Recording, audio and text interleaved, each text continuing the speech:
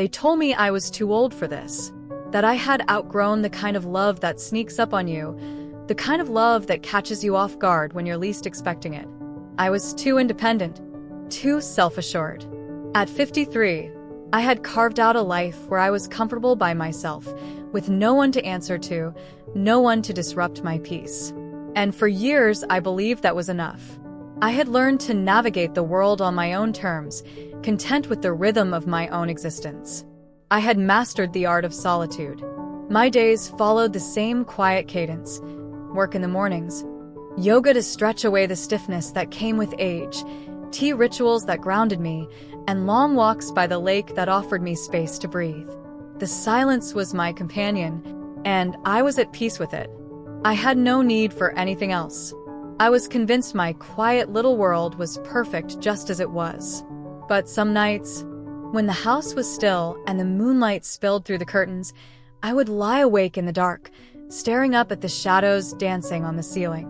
It was during those moments, in the deep quiet of the night, that the loneliness crept in.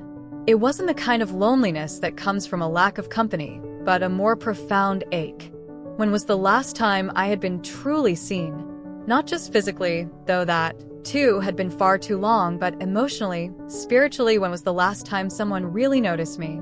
The thought would linger, gnawing at me, and in those moments, I would wonder if I had simply forgotten what it was like to be close to someone. Not just sharing space, but sharing life. The kind of connection that reaches into the depths of who you are.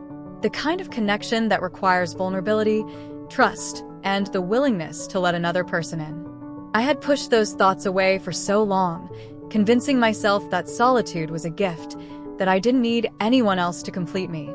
But even in my conviction, the longing still whispered in the back of my mind.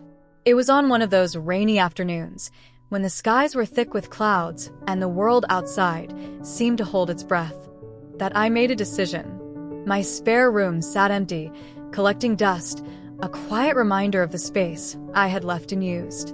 I had been considering renting it out for a while, thinking it would be a practical solution. The extra income would help, and maybe it would be nice to have someone around, even if only for the company. But when I put up the ad, I wasn't expecting much. I certainly wasn't expecting him. He arrived one Saturday morning, with the sky still heavy with rain and the scent of wet earth clinging to the air. His name was Daniel, 25, a musician.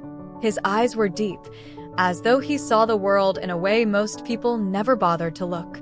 They were thoughtful eyes, always searching, always noticing things that others missed. It was in the way he held himself, quietly confident, but with a subtle hesitation, like someone who had learned the value of being measured in their steps, yet hadn't quite figured out the exact path to walk.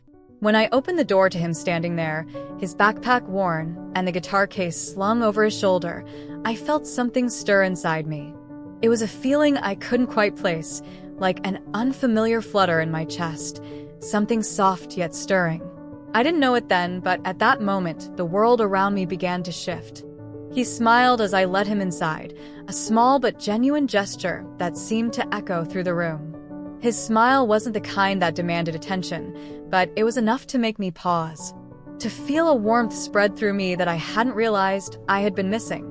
We walked through the house, and I showed him the simple layout, nothing extravagant, just a space where we could coexist, each in our own corners. The kitchen, the guest bathroom, the small but cozy space where he'd be living. He didn't speak much, just nodded politely as I went through the details. But every time our eyes met, I felt a flicker of something, an energy that was new, unfamiliar, and somehow unsettling. As he settled in later that day, my house began to feel different, but not in the way I expected. It wasn't a loud or intrusive change. There was no clamor or disruption. It was subtler, quieter, a soft shift in the air, like the house, which had been holding its breath for years, finally exhaled. The stillness I had grown so accustomed to wasn't gone, but it was softened, infused with something else. There was a warmth now, a presence in the house that hadn't been there before. It was like the walls themselves were beginning to breathe again.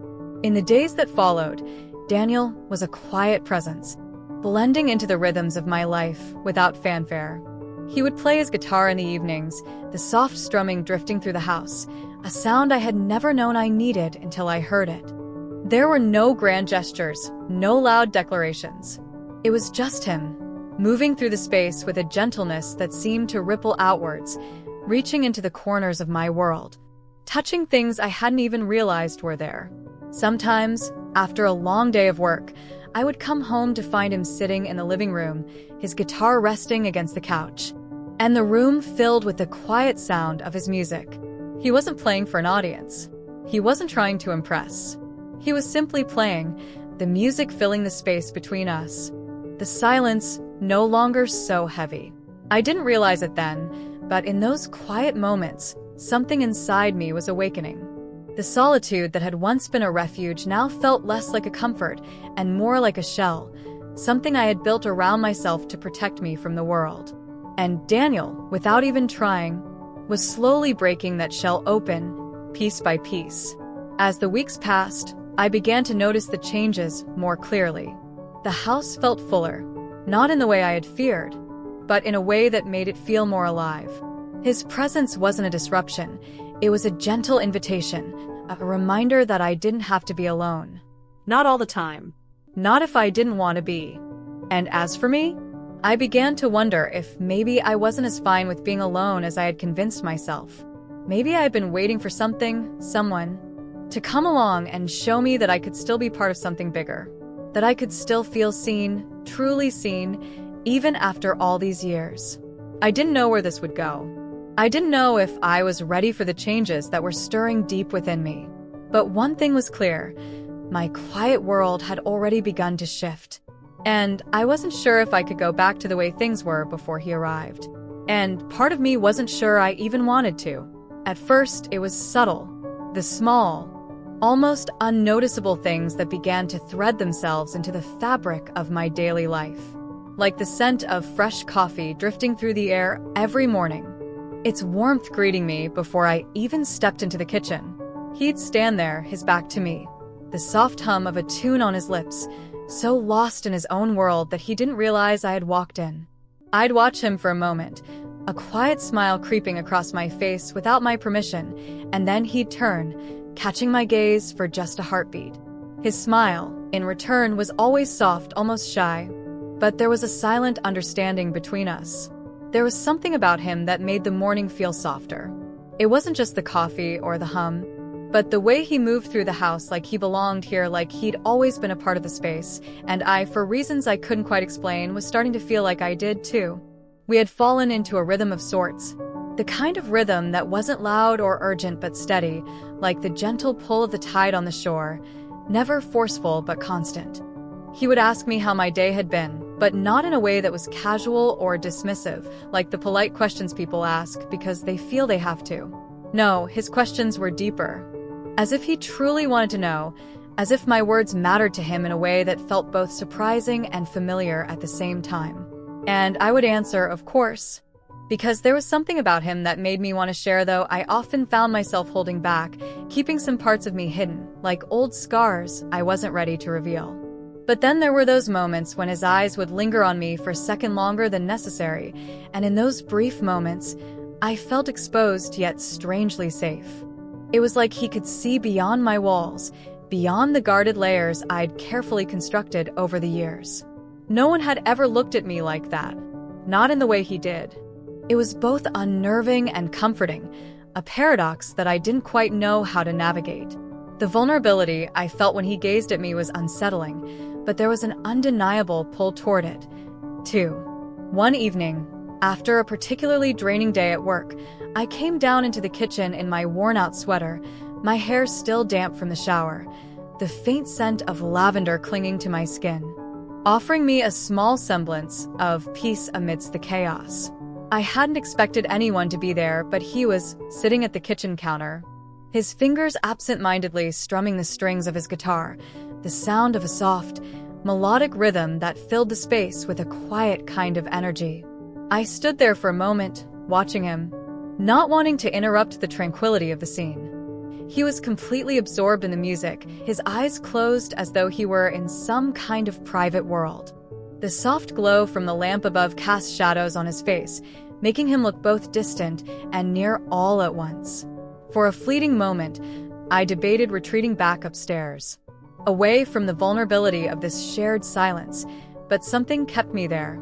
I cleared my throat gently, breaking the stillness, and apologized for how I must have looked. Damp hair, faded sweater. No makeup. Just a person who had long since stopped caring about the surface. He didn't laugh or brush it off with an awkward comment like most people might have. Instead, he just looked up at me, his gaze steady and warm, not searching, but simply noticing. It wasn't a look that demanded anything from me, but a quiet acknowledgement of my presence, as if he was seeing me for the first time. In that moment, just as I was. For a moment, time seemed to stretch. The world around us blurred, and all that was left was the sound of his guitar, the faint hum of the strings, and the way his eyes held mine. It wasn't intense or overwhelming, just a simple, unspoken connection that felt more real than anything I had known in a long time. I wanted to look away, to break the silence, to say something to cover the unexpected tenderness that had settled in the room between us. But I didn't. I couldn't. His gaze held me there, steady and patient, as if giving me the space to just be. I knew it was nothing. It had to be nothing, right? It was just a moment. A brief exchange between two people passing through each other's lives, nothing more. I told myself that over and over, tried to convince myself that it didn't mean anything, that I was simply overthinking it like I always did. But when I climbed into bed that night, long after the house had fallen into its quiet rhythm again, sleep didn't come. My thoughts kept drifting back to him, to the soft, almost imperceptible strum of his guitar, to the way his fingers moved over the strings with such ease, like he was playing for no one but himself. And yet, in the silence of my room, I could almost feel the music still lingering in the air, filling the space between my breaths. His music, his gaze, the unspoken moments we shared, they all wove themselves into my thoughts. And I found it impossible to shake the sense that something was quietly shifting between us. It wasn't loud or dramatic. There were no sweeping gestures or grand declarations, but it was real. And as I lay there in the darkness, listening to the soft, imagined echo of his guitar, I realized that I couldn't ignore it anymore. Something was changing. Something had already begun. And for the first time in a long while, I wasn't sure whether I was ready for it or not. The days passed with a strange, steady rhythm, like a song I didn't fully understand, but was slowly beginning to feel the pulse of. At first, I didn't think much of it. He was just a tenant after all. He was polite, respectful, the kind of person who kept to himself, never crossing boundaries, never lingering too long. And that was fine. That was exactly what I needed in my life. Something steady, unremarkable, easy. But life, as it often does, has a way of twisting expectations. It was a Thursday afternoon when it happened. I was sitting cross-legged on the floor, my fingers brushing over the pieces of an old bookshelf I had inherited from a friend. The wood was chipped, the screws too small for the holes, but there was something comforting about it. Something familiar in the act of putting something back together, even if it was just a piece of furniture. As I struggled with the tiny screwdrivers and wobbly joints, I heard the softest knock at the door.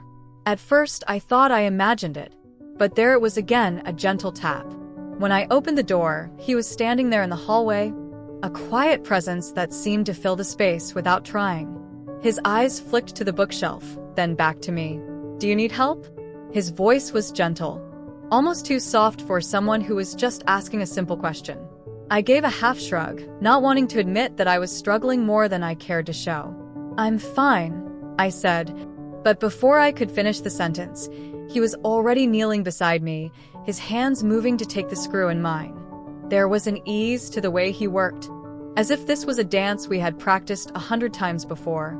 His hands guided mine with a quiet assurance, and suddenly, it didn't feel like just an old bookshelf in front of us. It felt like something more. Something heavy, yet fragile, like a delicate thread hanging between us. When our shoulders brushed as we worked, I froze for a moment. It wasn't anything overt, nothing that would have seemed significant to anyone else. But to me, It felt like an electric charge ran through me, something unspoken but undeniable. I tried to ignore the warmth that lingered on my skin where he had touched, but it was impossible. I told myself it was nothing. He was just helping. But somewhere deep inside, I knew that I was fooling myself, that something had shifted, though I couldn't yet name it. After that day, the little things began to change. I started to notice the way he moved around the house, the way he filled space without ever making a sound, the soft thud of his footsteps down the hallway, the way his presence lingered in a room even after he'd left. And there was the scent. I didn't know how to explain it, but it was everywhere. A hint of something earthy, a mix of wood and musk that seemed to follow him. It clung to the kitchen, the living room, the air itself. I began to catch myself inhaling it, as though I could absorb a part of him with every breath. Then there was the moment that I couldn't ignore any longer. It was one of those gray, rainy afternoons, the kind that made the world outside look soft and muted. I was in the kitchen, sipping my tea, staring out the window, when I heard the knock again. This time, when I opened the door, he was standing there with his camera in hand, the strap draped over his shoulder like it was part of him. "Could I take a few pictures of you?" he asked, his voice tentative, as if the question itself might be too much. It was a simple request, nothing unusual, nothing too intimate. But the way he said it soft, almost hesitant, stirred something in me. It made me pause, unsure of why. I looked at him for a long moment, my heart beating a little faster. I could see the quiet reverence in his eyes, the way they studied me, as if he were seeing something no one else had noticed. It felt different. "Okay," I said, the words slipping out before I could think better of it. I sat by the window, the light dim and filtered through the rain-soaked glass, and I did nothing.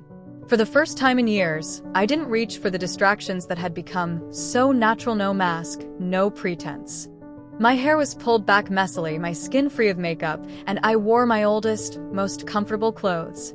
There was nothing remarkable about how I looked, but as he raised the camera to his eye and pressed the shutter, I felt something inside me shift. Each click of the camera was like a quiet declaration. With every frame, he was capturing something I didn't even know I was hiding.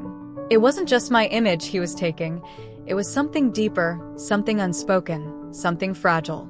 I felt seen, not just noticed, but understood in a way I had long forgotten was possible. I watched him through the lens of the camera, the way he focused intently, his brow furrowing slightly as he adjusted the angle.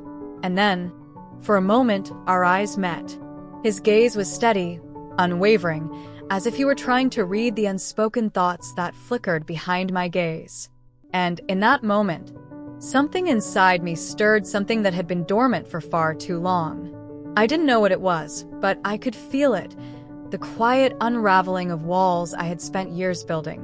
And in that moment, I realized that I wasn't invisible anymore. For the first time in a long time, I wasn't just a woman sitting in her own house. I was someone with a story worth telling, someone worth capturing. I didn't know what was happening between us. I didn't know where it was going or what it would mean, but I could feel it deep inside.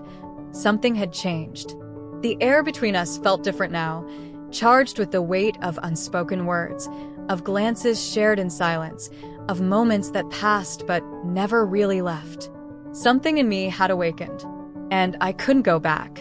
The days that followed seemed to blur together, a haze of fleeting moments and quiet, unspoken tension.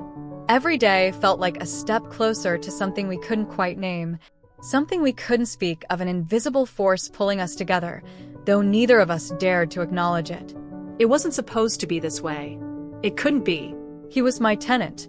The boundaries were clear, the roles defined, yet there was a slow and steady shift happening that I couldn't ignore. One morning, I found myself walking into the kitchen, the soft patter of my bare feet against the cool floor, the only sound breaking the stillness of the house. The weight of the coffee mug in my hand seemed heavier than usual, but I didn't think much of it, my mind wrapped in the mundane routine of the morning. As I entered, I saw him there, standing by the counter. He wasn't doing anything particularly remarkable, just standing there, his hands resting on the edge of the counter. But it was the way his eyes locked with mine that made my breath catch. There was something in his gaze, a depth that made my heart stumble, a quiet intensity that left me momentarily breathless. For a heartbeat, we stood there, neither of us speaking, neither of us moving. His eyes softened, and the room felt charged, as though the air itself had thickened, wrapping us in something both tender and unnerving. I thought my heart might explode from the weight of the tension between us, the unsaid words, the possibility of something more. And then, as though unable to bear the silence any longer, his hand brushed mine. It was just a fleeting touch, but it felt like lightning passing through my skin. The warmth of his fingers lingered for a moment, even after he pulled away. It was a simple gesture, but it burned through me, igniting something I had buried deep inside myself, a longing, a need I had forgotten existed. I quickly pulled my hand away, murmuring something about laundry, anything to break the moment, to regain some semblance of control. But inside, something had shifted irrevocably. I had never felt so seen, so wanted. Not in the way he looked at me, not in the way he made me feel like I was the only thing that mattered in that fleeting instant. I tried to convince myself it was nothing, that it was just loneliness pretending to be something more, a passing fancy that would fade. I couldn't let myself fall into this. He was just my tenant after all. There were rules, boundaries. And yet, despite the quiet warnings in my mind, I couldn't deny the magnetic pull between us. Every glance, every conversation seemed to intensify the feeling, like we were both being pulled toward an inevitable conclusion, though we didn't know what it would be. And then came the evening that changed everything. I had been sitting on the couch, lost in my thoughts as he took photos in the living room. It was something he did often, experimenting with light, capturing moments in time that I barely noticed. I didn't mind, though. I liked the quiet presence he brought with him, how his focus seemed to fill the space between us in a way that was neither intrusive nor distant. But this time, as he clicked the shutter, I felt his eyes on me, not just in the way a photographer might look at a subject, but in a way that made me feel like I was being captured in ways I hadn't been in years. I looked up from my book, meeting his gaze through the lens. His eyes softened, and in that fleeting moment, I realized he wasn't just taking pictures. He was capturing me, capturing my soul in a way that no one had done for so long. There was no judgment in his gaze, no expectation, just a quiet reverence, as if he were documenting a piece of something real, something raw. "You have a kind of beauty that sneaks up on you," he said, his voice low, almost a whisper. I wasn't sure how to respond. It was such an unexpected compliment, one that seemed to come from the deepest part of him. I smiled, unsure of myself, and looked away, but inside, my heart cracked open, a tiny fissure forming where I had long kept it guarded. Later that night, I found the photos he'd taken, just light studies, he'd called them. They weren't provocative or suggestive, not at all. They were honest, unpolished, intimate glimpses of me. The curve of my cheek as I laughed at something he'd said. The gentleness in my eyes as I focused on something outside the frame. In each image, I saw something new. The soft vulnerability I had hidden from the world, the beauty in my imperfections. I couldn't stop staring at them. They were like love letters. No, not even that. They were like pieces of me that I had forgotten existed, words left unspoken, emotions I had buried deep within. The more I looked at them, the more I realized something. These photos, this quiet connection between us, were something I never even knew I needed. They were the quiet truth I had been avoiding for so long. Then one morning, I woke up to find him standing in the doorway, shirtless, his eyes still locked on mine with that same quiet intensity. He didn't speak. He didn't need to. His presence in that moment was enough to fill the space between us, to change the air we breathed. I didn't know how long he had been standing there, but I felt his gaze, his energy, filling the room, filling the empty spaces inside of me that I hadn't known were so desperately yearning for attention. He stepped into the room, and, without saying a word, he sat on the edge of my bed. The space between us was electric. He wasn't touching me, not physically, but I could feel the heat radiating from him. the proximity too close to be anything but intimate. The air felt thick with something unspoken, and as he sat there, so close, but not quite touching, I felt something inside of me shift. Something I had been too afraid to acknowledge before. A tenderness, a longing, something that was slowly, but surely unraveling everything I had once believed about love, about what it meant to be seen, to be known. I didn't ask for this. I didn't expect it. I had convinced myself that love was something loud, something dramatic, something with sweeping gestures and grand declarations. But this was different. This was a love that was quiet, steady, and true. It wasn't the kind of love I had been searching for all my life, but now that I felt it, I realized it was exactly what I had needed all along. It wasn't loud. It wasn't a whirlwind. It wasn't the kind of love I had imagined in my fantasies, full of drama and chaos. It was simple. It was soft. It was everything I had unknowingly been craving. And as I sat there, feeling his warmth beside me, I couldn't help but wonder if this quiet connection was the kind of love that had been waiting for me all along, waiting patiently, without rushing, without expectation,